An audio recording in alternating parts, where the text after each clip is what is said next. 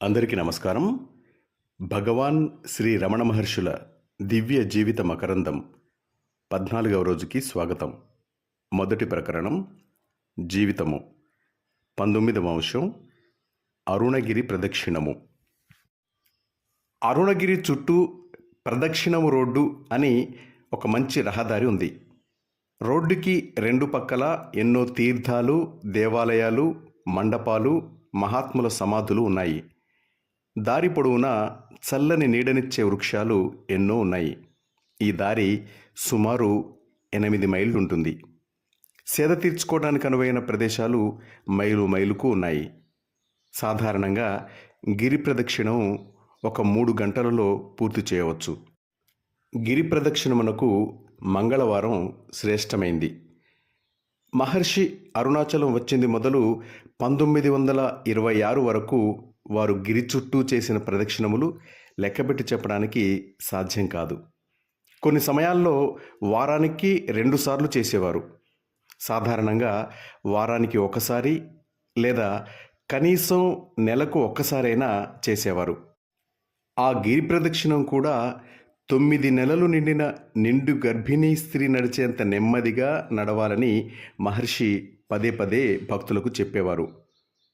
ఆత్మజ్ఞాని అయిన మహర్షి గిరి ప్రదక్షిణం చేయటం జనులకు ఒరవడిగా ఉండటానికి మాత్రమే అని మనం గ్రహించాలి. మహర్షి గిరి ప్రదక్షిణ చేసే సమయాల్లో మైలు మైలుకు విశ్రాంతి తీసుకునేవారు. దారి పొడవునా వీలైన చోట్లలో భక్తజనులు స్వామివారిని ఆపి వారి వెంట వచ్చే వారికి విందు చేసేవారు. అటువంటి సమయాల్లో భక్తులు పాటలు పాడటం, భజనలు చేయటం, నృత్యాలు చేయటం పరిపాటి.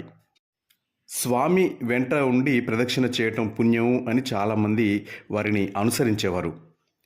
ఆ గిరి ప్రదక్షిణ సమయాల్లో స్వామి ఎన్నో గీతాలు రాసేవారు. ప్రదక్షిణ సమయాలలో తనతో కూడా ఉన్న భక్తులకు ఉపమానాలతో ఎన్నో ఆధ్యాత్మిక బోధలు చేసేవారు. చాలామంది భక్తులుంటే మహర్షి రోడ్డు మార్గంలో వెళ్ళేవారు. ఒక్కరిద్దరుంటే అడవి మార్గంగా వెళ్ళేవారు. ఎప్పుడైనా ఒంటరిగా వెళితే కొండ పాదాన్ని అనుసరించిన మార్గంలో వెళ్ళేవారు. అంటే గిరి ప్రదక్షిణానికి 3 దారులున్నాయన్నమాట. సందర్భం వచ్చినప్పుడల్లా మహర్షి భక్తులతో ఈ విధంగా అనేవారు: ఈ కొండ మీద నా కాలు పడని చోటే లేదని చెప్పొచ్చు. ఈ కొండ మీద ఎన్నో ఓషధులున్నాయి. ఎక్కడ పడితే అక్కడ నీటి ఊటలు ఉన్నాయి. అందువల్లనే ఈ పర్వతాన్ని సిద్ధ నివాసం అని అంటారు. ఆ మధ్య భూగర్భ శాస్త్రజ్ఞులొకరు వచ్చి ఈ కొండ ఎంత పురాతనమైందో పరిశీలించాలని తమ దేశానికి వెళ్ళిన తర్వాత కొన్ని రాళ్ళు పంపించవలసిందిగా ఉత్తరం రాస్తే వీళ్ళు పంపారు. వారు హిమాలయపు రాళ్ళు, ఈ రాళ్ళు పరిశీలిస్తే ఇదే పురాతనమైందని తేలిందట. ఈ విషయం వారే మళ్ళీ ఉత్తరం రాశారు అని సెలవిచ్చేవారు. అరుణగిరి ఎత్తు 2668 అడుగులు. చుట్టూ 30 మైళ్ళ వరకు అరుణాచల మండలం అని పురాణాలు పేర్కొంటున్నాయి. 4 ముక్తి క్షేత్రాలలో అంటే తిరువయ్యూర్, చిదంబరం, అరుణాచలం, కాశీలలో అరుణాచలం విశిష్టమైంది. స్మరించినంత మాత్రాన ముక్తిని అనుగ్రహిస్తుందని స్థల పురాణంలో ఉంది. శివభక్తుల సమ్మేళనమే అరుణాచలం. దేవిని గర్భంలో ధరించి శివుడు గిరి రూపంలో ఉన్నాడిక్కడ. అరుణాచలేశ్వరుని దేవి పేరు అపీత కుచాంబ.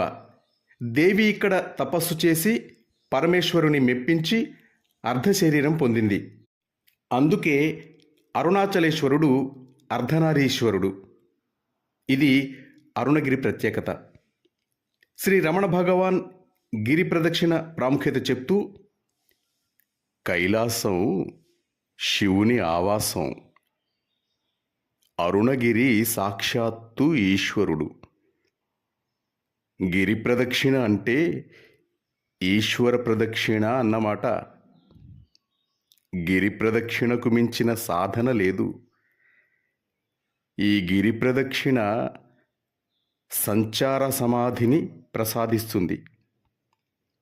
దేవతలు గిరి ప్రదక్షిణ కుడివైపుననే చేస్తూ ఉంటారు. అందుచేత వారికి అడ్డు రాకుండా ఉండడానికి మనం గిరి ప్రదక్షిణ సమయంలో రోడ్డుకు ఎడమవైపుననే నడవాలి. ముఖ్య విషయం ఏమిటంటే ఆ సిద్ధపురుషులతో, యోగులతో, దేవతల సహచర్యంతో ప్రదక్షిణ చేసినట్లయితే పుణ్యం లభిస్తుంది అనేవారు. ఈ కారణాల చేతనే శ్రీవారు గిరి ప్రదక్షిణను చేయమని భక్తులను ప్రోత్సహించేవారు. అరుణాచల ప్రదక్షిణ తత్వం గురించి స్కంద మహాపురాణంలో ఈ విధంగా ఉంది.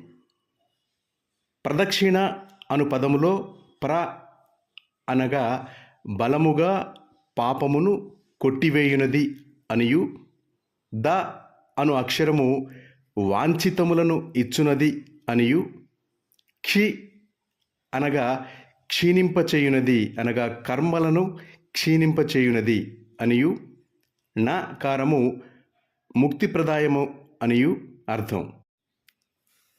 నేను శోణశైలముగా జగత్తున ప్రకాశించుచున్నాను. నా చుట్టూను సర్వదేవతలను పరివేష్టించియున్నారు. యాని కానిచ పాపాని జన్మాంతర కృతాని చ తాని తాని ప్రణశ్యంతి ప్రదక్షిణ పదే పదే అని చెప్పబడింది కదా. జన్మాంతర పాపములు ఏవేవి గలవో అవి ఎల్లను ప్రదక్షిణం వలన నశించును. అశ్వమేధ కోటులు, వాజపేయ కోటులు, సర్వతీర్థస్నానములు చేసిన ఫలితము నా ప్రదక్షిణ మాత్రమున లభించును. ఎంతటి నికృష్ట జన్మగల వారికైనను అరుణగిరి ప్రదక్షిణము చేత సర్వశాస్త్ర పారంగతత్వము లభించును. సమస్త యజ్ఞ కర్మ ఫలము వారు పొందును. ఒక అడుగుతో భూలోకము, రెండవ అడుగుతో అంతరిక్షము, మూడవ అడుగుతో స్వర్గము లభించును. మొదటి అడుగుతో మానసిక పాపము, రెండవ దానితో వాక్కుకు సంబంధించిన పాపము, మూడవ దానితో శారీరక పాపము నశించును. ఒక అడుగు ప్రదక్షిణతో సర్వ పాప ప్రణాశనమగును. రెండవ దానితో సర్వ తపః ఫలము లభించును. ఈ అరుణగిరిని చుట్టుకొని అనేక సిద్ధులు, దేవతలు, మహర్షుల ఆశ్రమాలున్నాయి. భానువార ప్రదక్షిణ చేసిన వారు సూర్యమండలమున భేదించుకొని శివపురమును చేరుకొందురు. సోమవార ప్రదక్షిణము అజరామరత్వమునిచ్చును. మంగళవార ప్రదక్షిణము సార్వభౌమత్వమును సగును. బుధవార ప్రదక్షిణ సర్వజ్ఞత్వమును మహాపాండిత్యమును ప్రసాదించును. బృహస్పతి వారమున ప్రదక్షిణము సర్వదేవతలు నమస్కరింపదగిన లోక గురుత్వమును సంపాదించును. శుక్రవారపు ప్రదక్షిణము సర్వ సంపత్ప్రదాయిని అయి విష్ణు పదమును పొందించును. శనివారపు ప్రదక్షిణముచే గ్రహపీడలు వదిలిపోయి విశ్వ విజయము ప్రాప్తించును. మాస్టర్స్, తర్వాతి భాగాన్ని రేపు విందాం. సెలవు తీసుకుంటూ మీ వరంగల్ నవీన్.